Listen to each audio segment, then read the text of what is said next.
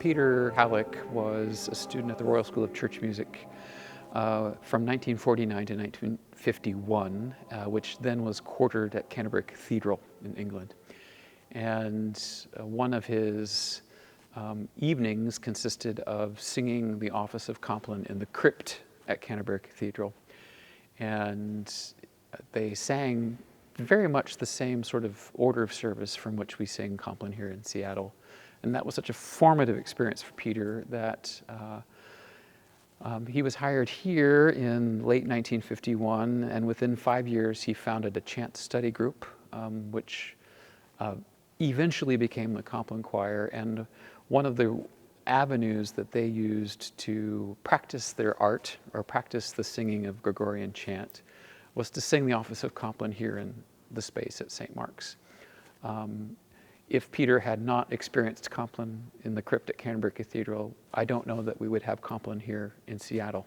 The Compline service at St. Mark's it features two sorts of groups. The first group is the choir itself, which sings through the last monastic office of the day, Compline, night prayer, and then those who are gathered here to hear it. And there is something magical that happens here in the space that is St. Mark's.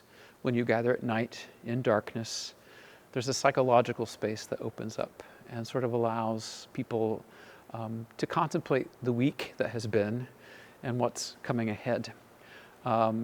Compline itself, the service, is meant to pray for safety through the night and to give thanks for the day that has been. And the choir itself and those who are gathered to listen to it are people of different faiths or people who express no faith other than wanting to share a communal experience like this. And it's been going strong since 1956. We thank thee for the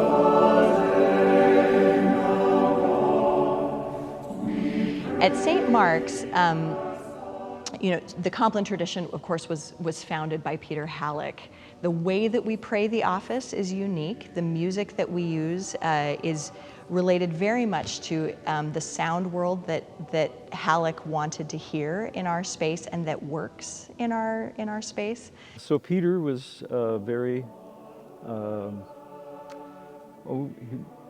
he was so different than any choral director that I'd ever worked with, and he used to talk about things that you really wouldn't think about. He was talking about rhythmic, arsis and thesis. He would always talk about how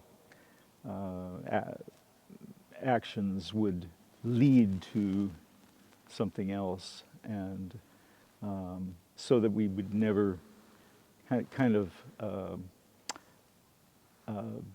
make our music clunky.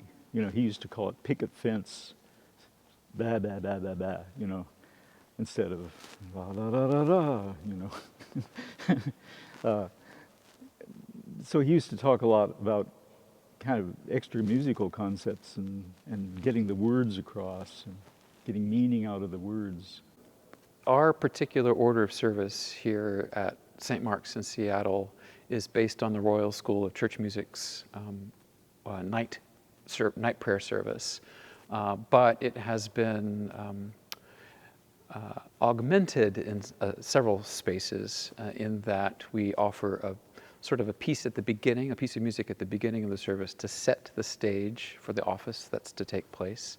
We call that an orison. Orison is really known as a kneeling prayer, but if you were to think of it as a bookend at the beginning of Compline, that's sort of what that piece serves. All services of Compline, whether it be in a monastery or a nunnery or what have you, the primary purpose of Compline is to go through one of the 4 appointed psalms. So a typical Compline service, you'd hear from Psalm 134, Psalm 4, Psalm 31, or Psalm 91. One of the other things about the Seattle Rite is that we've opened up the entire Psalter for performance and recitation here. So you'll hear psalm settings by Peter Hallock, the founder of the Compline Choir. Tonight, if you were to listen, you'd hear a psalm by me. And then plain chant psalm settings.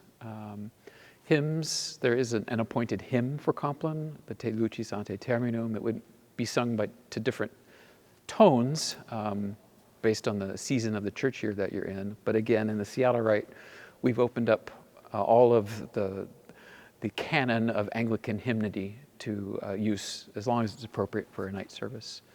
Then the evening canticle, the Nunc dimittis, would be sung to plain chant typically, but we again have opened it up to a variety of harmonized and through composed settings.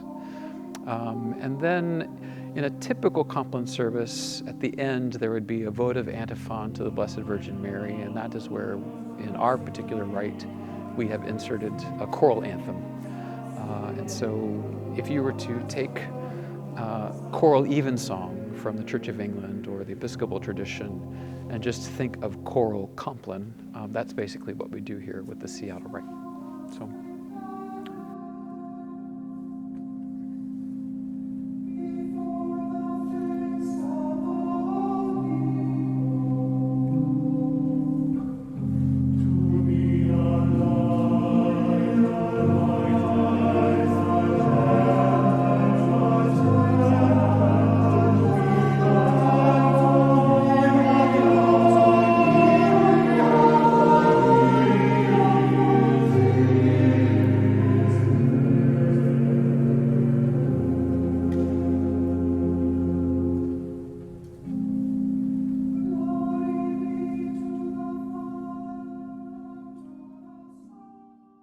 From 1964, I mean, one of the first pieces I encountered was this setting of My Soul, There Is a Country Far Beyond the Stars, poem that that he titled Peace.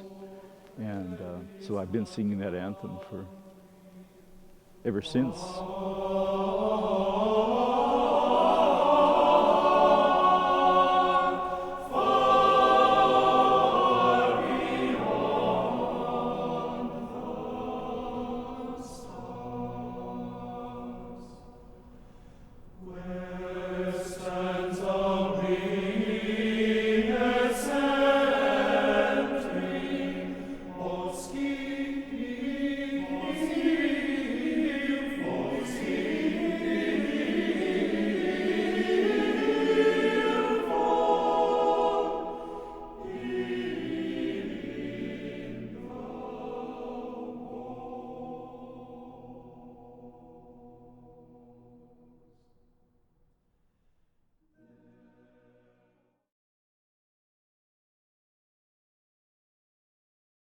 In 2019, the men of the Compline Choir took their pilgrimage to England. They were gone for 2 weeks, and they needed someone to fill in the Compline service here at the cathedral while they were gone. I know that for a long time the conversation had been had with the men of the Compline Choir that there was a desire to offer a place for women to serve in that capacity, and this was a natural opportunity to usher the women into the rite and into the service. The first piece that we sang was Down to the River to Pray.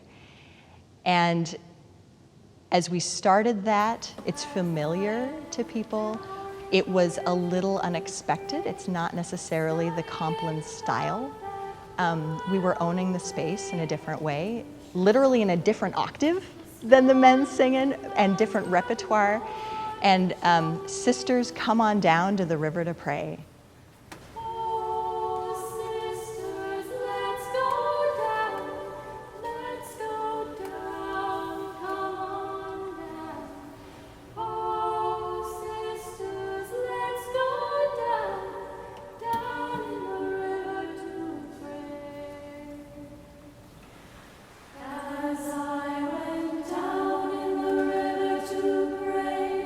Studying about that good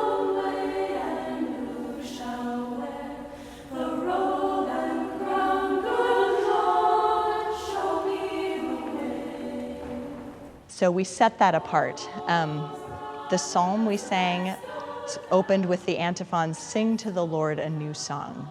And we truly were singing a new song in a new context, and using the words of sacred scripture to do it. Afterwards, what was really fun was the men were in England, and they got up super early and they were listening to us online, all in their pajamas, and they sent us a picture kind of crowded around the computer screen. And our phones blew up with feedback from the men, first of all, with such appreciation for what we had just brought and the way that we had brought to life a liturgy that is so precious to them. And then the voices of so many people that were in the pews that night, and going on, the feedback continues to come in of such appreciation for the rounding out of this tradition.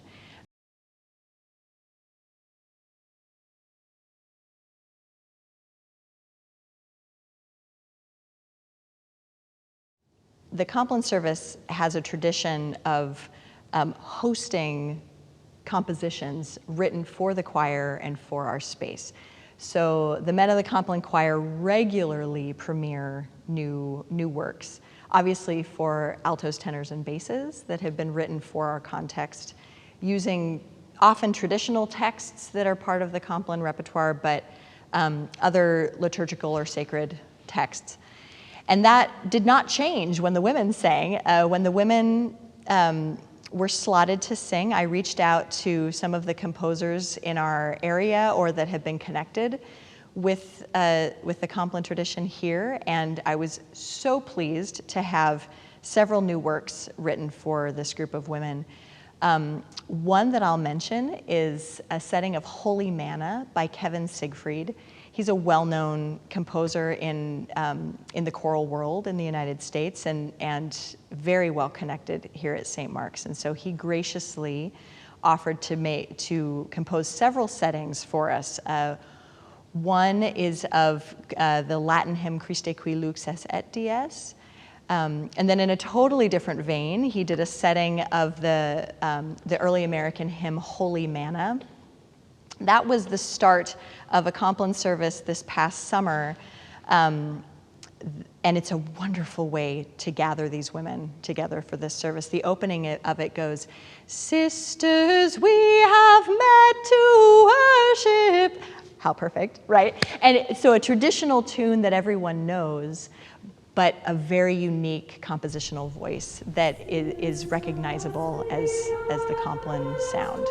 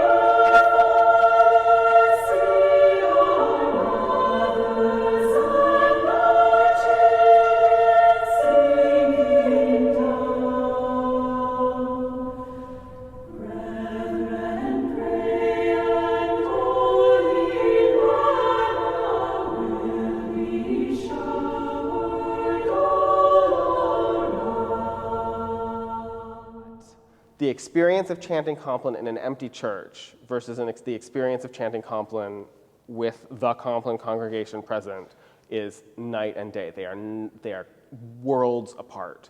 And I'm not going to lie, I mean, it was painful. the first couple weeks. You get used to it. You get used to anything, but just the silence in the space was just awful.